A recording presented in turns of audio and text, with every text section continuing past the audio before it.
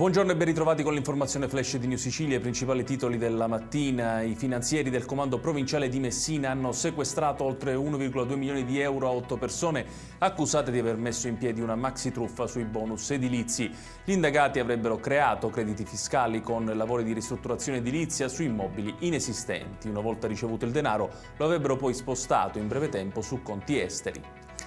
Un 64enne ricercato per un sequestro di persona a scopo di estorsione avvenuto nell'aprile del 2023 è stato arrestato dai carabinieri di Caltanissetta all'aeroporto di Palermo. L'uomo era appena rientrato dall'Inghilterra dove si era recato per sfuggire all'esecuzione dell'ordinanza di custodia cautelare.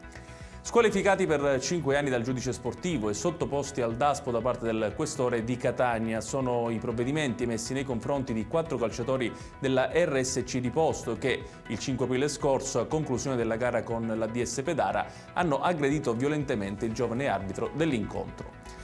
La scuola elementare di Portella di Mare, frazione di Misilmeri nel Palermitano, sarà intitolata a Sara Campanella, la studentessa universitaria vittima di femminicidio. La proposta è stata votata all'unanimità dal collegio d'istituto e sostenuta da Rosario Rizzolo, sindaco del paese del Palermitano, in cui era nata Sara e in cui vive la sua famiglia.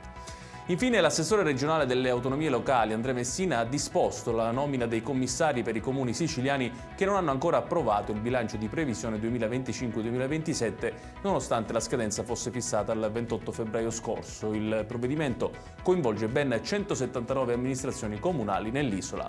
Ed è tutto per questa edizione. Tutti i dettagli su queste notizie li trovate come sempre sul nostro sito www.newsicilia.it. Grazie per averci seguito e buon proseguimento di giornata.